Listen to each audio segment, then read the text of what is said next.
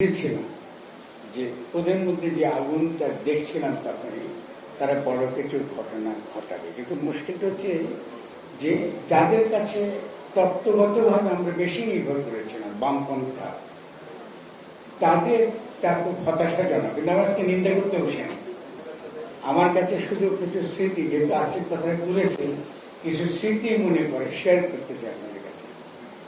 আক্তার যখন অনশনে বসেছিল এবং ছাত্রলীগের দুর্ভেদ্য সেই দুর্গের মধ্যে ঢাকা বিশ্ববিদ্যালয়, ওর তো বেঁচে থাকার কথা ছিল। সেই সময় কিন্তু যেই তাদের পক্ষে, তরুণদের পক্ষে দাঁড়াবার খুব কম লোক আমরা দেখেছি, এবং সেই সময় যেসব অভিযোগগুলো শুনতাম আমার কাছে আসতো যে এদের অনেকে মাদ্রাসার ব্যাকগ্রাউন্ড, যেটা আমরা পরবর্তীতে খুব প্রভাবেন্দ্র আকারে দেখতাম। দেখুন, আমরা এটা মনে আছে যে আকরাম, ছোট আকরাম, বেটে আকরাম একেবারে গ্রাম থেকে ঢাকা শহরে এসে কোথায় আমার একটা লেখা পড়েছে, এসে এই আকরাম টুপি পড়া, এই বসে এই যখন সে রাজনীতি করবে সেটা ইচ্ছে, এগুলো মনে করছেন অদ্ভুত দেখা, বাচ্চা বাচ্চা ছিল। কিন্তু তথাকথিত বামপন্থা নামে যে সকল পণ্ডিতরা ছিল তাদের কিন্তু মন ভেজাতে পারেনি। এবং আরো আমি একটু ইতিহাস বলে, আমি এবং মঞ্জু আমরা দীর্ঘকালের বন্ধু, আমাদের মধ্যে হয়তো অনেক ওই আমাকে সে গালিও দিতে ফেডারেশন খেলা পার্থক্য, আসলে কোনো পার্থক্য নেই। আমরা একটা কাজ করতে চেয়েছি, তার যে মূল যে বক্তব্য সেটা ছিল এই দেশে আমরা যদি ইসলাম বিদ্বেষী রাজনীতি করি, যদি ইসলামকে, ধর্মকে আমরা বৃহত্তর রাষ্ট্র গঠনে, সমাজ গঠনের মধ্যে অন্তর্ভুক্ত করতে না পারে, তাহলে এখানে একটা দক্ষিণ পন্থার উদ্ভব ঘটবে এবং এই দক্ষিণ পন্থাকে আমরা মোকাবেলা করতে পারব। আমি তাত্ত্বিকভাবে সোজা করে বলি, বাঙালি জাতিবাদ, আমরা জাতিবাদের যুগে প্রবেশ করেছি, আছি, এখন কিছুটা আছে। সে জাতিবাদের যুগে যেমন করে বাঙালি জাতিবাদ গড়ে উঠেছে এবং বাঙালি জাতিবাদ শেষ পর্যন্ত একটা ফ্যাসিস্ট শক্তি আকারে এবং ফ্যাসিস্ট রাষ্ট্র আকারে প্রতিষ্ঠিত হয়েছে, ঠিক তেমনি ধর্মীয় জাতিবাদও কিন্তু ফ্যাসিবাদেরই আরেকটা দিক।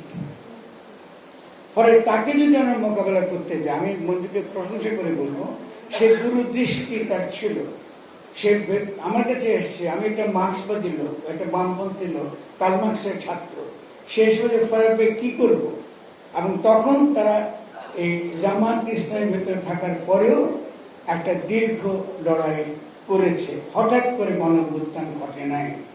আপনারা যারা দেখেছেন, এর আগে যখন হেফাজতের আন্দোলন হয়েছে তখন মঞ্জুর সঙ্গে আমার দীর্ঘ আলোচনা হয়েছে আমরা কিভাবে করব। আপনারা অনেকে জানেন যে জামাত ইসলাম এবং হেফাজতের সঙ্গে সম্পর্ক সাপে নেউলের মতো। অন্যদিকে যারা শাহবাগে আছেন তারাও তো অনেকে আসলে একটা পরিবর্তন চেয়েছেন, তারা তো সত্যিকার অর্থে আপনার ৭১-এর যে মানবাধিকার লঙ্ঘন করে তার বিচার চেয়েছে। এই যে পরিস্থিতির মধ্যে, জটিল একটা পরিস্থিতি, সেই পরিস্থিতির মধ্যে আপনার অবস্থান কি হবে? ইসলামের প্রতি, ইসলামপন্থী এদেশের গরিব মানুষ যাদেরকে আপনারা বঞ্চিত রেখেছেন, তাদেরকে শোষণ করেছেন, যারা মজলুম, তাদের সামনে তাদের নবী ছাড়া কিচ্ছু নাই। তারা বেঁচে আছে তার নবীর নাম নিয়ে। যখন সেই নবীকে আপনারা অপমান করেন প্রকাশ্যে, মহত্ব প্রকাশের স্বাধীনতার দ্বারা, তখন সে যে আহত হয়, এটা একটা শ্রেণীর প্রশ্ন।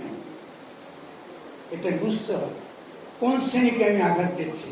আমার সেই শ্রেণী যে এখনো পর্যন্ত আমাকে চেনে নাই, যিশুর মতন। যিশুকে যখন ক্রসে ঝুলাচ্ছে তখন যিশু বলছিল যে আল্লাহ দিকে ক্ষমা করে দাও, এরা জানে না এরা কি করছে। ফলে আপনি তো জনগণকে বাদ দিতে অগ্রসর হতে পারবেন। তখন হেফাজত ইসলামের ১৩ দফা সমর্থন করার দরকার ছিল না। হেফাজত ইসলামের বুর্জোয়া ডেমোক্রেটিক অধিকার, তার কথা বলার অধিকার, তার মত প্রকাশের অধিকার, তার বিক্ষোভ করবার অধিকার, এটা সমর্থন করতে হবে। এটা ছাড়া আমরা অগ্রসর হতে পারবো না। সেই সময় মঞ্জু আমার কমরেড, আমার সঙ্গে আমাকে অসম্ভব রকম আমাকে সহায়তা করেছে। দুটো কাজ করতে হয়েছে, একদিকে সেটা যেন অত্যন্ত দক্ষিণপন্থী দিকে না যেতে পারে, অন্যদিকে এখানে যেটা একটা গণতান্ত্রিক একটা প্রগতিশীল একটা রাজনীতি গড়ে উঠতে পারে, এবং আমরা চেষ্টা করেছি। ফলে হঠাৎ করে ঘটনাটা ঘটেনি।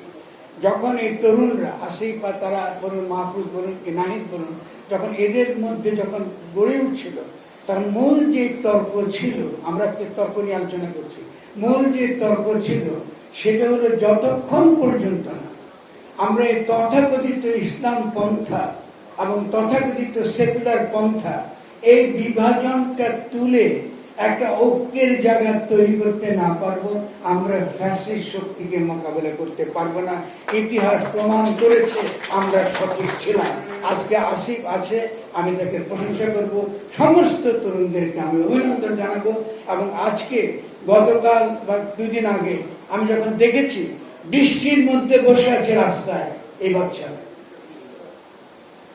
আমি বিএনপিকে বলি, তারেক রহমানকে বলি, আমি বলেছিলাম তারেককে তরুণদের সঙ্গে বেইমানি করবেন না। এই তরুণদের সঙ্গে বেগম খালেদা জিয়াও বেইমানি করতে চান না, কখনো বারবার চেষ্টা করেছেন। আজকে আপনার পুলিশ দিয়ে তাদেরকে আপনি পিটিয়েছেন। আপনি বৃষ্টির মধ্যে তার ওখানে বসেছিল, যারা আমাদেরকে মুক্তি দিয়েছে, এবং সে যে মুক্তির তাৎপর্য কি, এটা পুরো উপমহাদেশ আপনারা যদি সাক্ষী থাকেন। আমি যেদিন গণঅভ্যুত্থান ঘটেছে তার কদিন পরে বলেছি, এই গণঅভ্যুত্থানের তাৎপর্য বৈশ্বিক।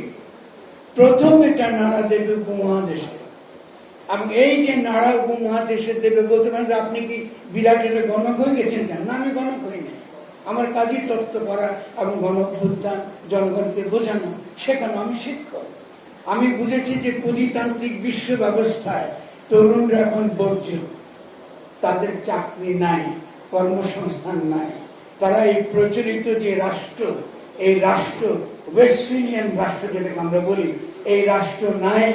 আপনি সবচেয়ে সৎ ব্যক্তিকেও যদি ক্ষমতায় বসিয়ে দেন, কালকে আমাকে বা শারমিনকেও বসিয়ে দেন, আপনি কিন্তু এই রাষ্ট্র চালাতে পারবেন না। কারণ এই রাষ্ট্র চালায় WTO, এই রাষ্ট্র চালায় ওয়ার্ল্ড ব্যাংক, এই রাষ্ট্র চালায় IMF, এবং এই রাষ্ট্র চালায় বিভিন্ন বাইল্যাটারাল ট্রেডের ভিত্তিতে। ফলে এই যে প্রচলিত রাষ্ট্রের যে ধারণা নিয়ে আপনারা রাজনীতি করেন, এটা ভুল। আমরা প্রবেশ করেছি গণ রাজনীতির যুগে। ফলে জনগণকে একত্রিত করা, জনগণকে ঐক্যবদ্ধ করা। এর আগে আমি একটা কথা দীর্ঘদিন থেকে বলেছি, আমার বন্ধু আজকে যদি থাকতেন আমাদের এখানে, আদিলুর রহমান খান, আমি প্রায় তাকে বলতাম যে শুভ্র, গণ অভ্যুত্থান যাই হোক, আমরা যে যুগে প্রবেশ করছি এটার কিন্তু ওই কার্টোগ্রাফি, যেটা বলে কলোনিয়াল কার্টোগ্রাফি, মানে ব্রিটিশরা যে মানচিত্র এগিয়ে দিয়েছে সে মানচিত্র মধ্যে এই লড়াই হবে না, এটা উঠছে পড়বে। কি হবে আমি জানি না, কিন্তু আজকে যখন এই যে ককরোচ পার্টিকে দেখছেন না, চোখের সামনে গড়ে উঠল। কেউ আন্দাজ করেছিলেন যে ককরোচ পার্টির আগে মোদির যেই আপনার মসনদ, এটা টলমল করবে, এটা অবিশ্বাস্য ছিল। আমি আজকে সকালও ভারতের আমার বন্ধুদের সঙ্গে কথা বলেছি, এবং তারা কম বেশি নিশ্চিত যে অমিত শাহের বিরুদ্ধে যে আন্দোলন চলছে, অমিত শাহ ক্ষমতা থাকতে পারবে কিনা এটা যথেষ্ট অনিশ্চিত হয়ে গেছে। আর অমিত শাহ ক্ষমতা না থাকা মানে মোদির আসন্ন প্রয়োজনা। ফলে রাজনীতি, যেহেতু সময় কম আমি কমিয়ে বলছি, রাজনীতি সব সময় সমাজের যে অর্থনৈতিক প্রক্রিয়া, তার বৃহত্তর যে গতি প্রক্রিয়া, তার সঙ্গে যুক্ত, বিচ্ছিন্ন কোনো কিছু নয়, বিচ্ছিন্ন কিছু নয়। সেই পরিপ্রেক্ষিতে আমি কয়েকটা কথা বলে শেষ করব, যাতে আশা করি যে আমরা আজকে এই বিষয়ে আমি অনেক লিখেছি, আপনারা আমার লেখার মধ্যে পড়বেন, ফলে সময় নষ্ট করার দরকার নেই। আমি কিছু পয়েন্ট আপনাদেরকে ধরে দেওয়ার চেষ্টা করবো, যাতে আমরা একসঙ্গে কাজ করবার আমরা একটা জায়গা আমরা পেতে পারি। প্রথম প্রশ্ন খেয়াল করতে হবে যে আমি রাজ্জাকের সঙ্গে 100 বার একমত। রাজ্জাকে ভাই একমত কি? 71 নেগোসিয়েবল, 71 নেগোসিয়েবল। কারণ 71-এ আমরা প্রথম রাজনৈতিক জনগোষ্ঠী হিসেবে আমরা ইতিহাসে হাজির হয়েছি। এটা কারোর সঙ্গে নেগোসিয়েট করবো, জামাত ইসলামের সঙ্গে তো নাই। আমি বারবার একটা কথা বলেছি, যদিও তারা অনেকে রাগ করেছেন। আমি বলেছি যতদিন জামাতে ইসলামী থাকবে ততদিন বাংলাদেশে আওয়ামী লীগ থাকবে। আমি জামাতে ইসলামী নাম নিয়ে রাজনীতি করার ঘোর বিরোধী।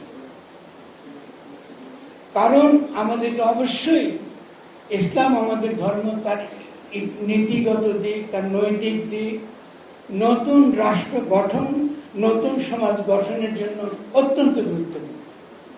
আপনারা যদি আমার লন্ডনে বহু বছর বন্ধু ছিল, লন্ডনে বলতে শুনেছি, সে লন্ডনে এই ইসলামীদের সামনে আমরা বলেছি সাম্য, মানবিক মর্যাদা, সামাজিক ন্যায় বিচার, এটা কি ইসলাম বিরোধী নাকি ইসলামপন্থী? যদি এটা ইসলামপন্থী নীতি হয়ে থাকে তাহলে ৭১ ছিল ইসলামের বিজয়। তো কিরকম বিজয়? জালিম মুসলমানদের বিরুদ্ধে মুসলিমের বিজয়। খুব সিম্পল। একে জাতিবাদী ঢোকার দরকার নেই, এটা শ্রেণী রাজনীতির অভিপ্রকার। আপনি মুসলমানদের কাছ থেকে তাদের ভাষা, তাদের সংস্কৃতি এবং তাদের যে আত্মগঠনের যে ইতিহাস, এটাকে আপনি অস্বীকার করছেন। বাঙালি বলতে বাঙালি মুসলমান বোঝা, হোসেন শাহর আমল থেকে শুরু করে, চৈতন্যের আন্দোলন থেকে শুরু করে আজ পর্যন্ত দেখুন বাঙালি মাত্রই বাঙালি মুসলমান।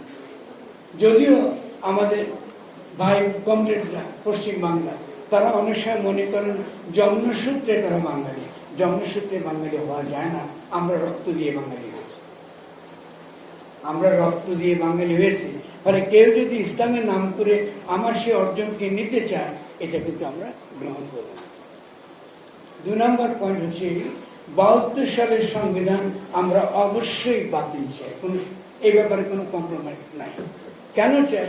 আমি কিছু লিখে, আমি আশা করেছি রাজ্জাক ভাই যেহেতু আইনের আমাকে ভালো বলছেন, এ ব্যাপারে কিছু বলবেন, আমি তার কাছে শিখবো। আমি কয়েকটা পয়েন্ট, সব কথা বলতে পারবো না, সময় হবে, কয়েকটা কথা আছে। প্রথমত ৭২ সালে আপনাকে জনগণের সার্বভৌম ক্ষমতাকে এক বাক্যে স্বীকার করা, এক জায়গায় স্বীকার করা হয়েছে যে জনগণ মালিক, রাষ্ট্র ক্ষমতার মালিক। পরবর্তী বাক্যে এটাকে নাকচ করে ফেলা হয়েছে, বলা হয়েছে সংবিধানই সর্বোচ্চ। মানে জনগণের ঊর্ধ্বে সংবিধানকে প্রতিষ্ঠা করা হয়েছে, আইনকে, দলিলকে প্রতিষ্ঠিত করা হয়েছে, কাগজকে প্রতিষ্ঠিত করা হয়েছে জনগণের উপরে। আমি উত্তরকে দিলাম না যে যারা এনএফও অধীনে নির্বাচন করে পশ্চিম পাকিস্তানে গিয়ে পাকিস্তানের সংবিধান রচনার কথা বলেছিলেন, তারা দেশে এসে নিজেদেরকে গণপরিষদ দাবি করেছে, এটা তো আপনারা জানেন। আমি তুলতে চাইতাম একেবারে সংবিধানের ৭ অনুচ্ছেদে যেসব লেখা আছে, সেখানে জনগণকে অস্বীকার করা হয়েছে। ক্ষমতা সবসময় জনগণের, গণসার্বভৌমত্ব মানে জনগণ সংবিধানের ঊর্ধ্বে, জনগণ সংবিধানের অধীন নয়। আমি আবারও রিপিট করছি, আপনারা শুনবেন, জনগণ সংবিধানের ঊর্ধ্বে, জনগণ সংবিধানের ঊর্ধ্বে, সংবিধানের অধীন। ফলে জনগণ চাইলে সে যখনই চায় সে নতুন গঠনতন্ত্র প্রণয়ন করতে পারে। দেখেন দুটো শব্দ ব্যবহার করছি আমি, একটা হলো সংবিধান, একটা হলো গঠনতন্ত্র। সংবিধান হলো আইন। এই আইন ব্যবহার করে কলোনিয়াল শাসকরা যাদেরকে শাসন করতে চায় তাদেরকে শাসন করবে। শব্দটাও খারাপ। কনস্টিটিউশনে এমনকি বাংলা করলো এটা গঠন, সংবিধান। ফলে কনস্টিটিউশন মানে গঠনতন্ত্র, মানে যেইভাবে জনগণ নিজেরা সকলকে মিলে কি করে তারা একসঙ্গে বাস করবে, সম্পদের উপর তাদের কি ধরনের অধিকার থাকবে, বিদেশি কোম্পানিকে তারা কি ব্যবসা করতে দেবে কি দেবে না, ব্যাংক আইন কি হবে, বিনিয়োগ আইন কি হবে, সমস্ত ব্যবসায়ী আইন কি হবে, কেমন, এবং আমাদের কি বলুন এই গৃহ ব্যবস্থা থেকে শুরু করে প্রত্যেক স্বাস্থ্য ব্যবস্থা সকল ক্ষেত্রে কি হবে, এটা যখন জনগণ নিজেরা স্থির করে এটাকে বলে গঠনতন্ত্র। এটা শুধু আইন না। কিন্তু যদি এটাকে আপনি আইন বলেন তখন এই আইনকে অস্ত্র আকারে লুটেরা মাফিয়া শ্রেণী গণবিরোধী শ্রেণী এটাকে ব্যবহার করে। ঠিক সেটাই আমরা দেখেছি 5ই অগাস্টের পরে। 5ই অগাস্টে একটা গণ-অভ্যুত্থান হয়েছে, যারা এটা অস্বীকার করে, বিশেষত বাংলা এখন অস্বীকার করছে, বলছে যে সে নাকি মব হয়েছে।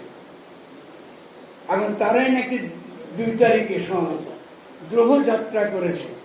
দ্রোহযাত্রা করার পরে তারাই সব নেতা ছিলেন, কিন্তু আসিফরা সব হঠাৎ করে উড়ে এসে জুড়ে বসার নেতাদের। আপনারা দ্রোহযাত্রা করেছিলেন, আপনাদের স্লোগান কি ছিল? কমরেডরা বলেছিলেন এক দফা, আপনার কাছে হাসিনার পতন চেয়েছিলেন। এটা তো মার্কিন যুক্তরাষ্ট্রের নির্দেশিত স্লোগান। আপনারা 2 তারিখে কেন এটা করলেন? ঠিক 2 তারিখে কেন?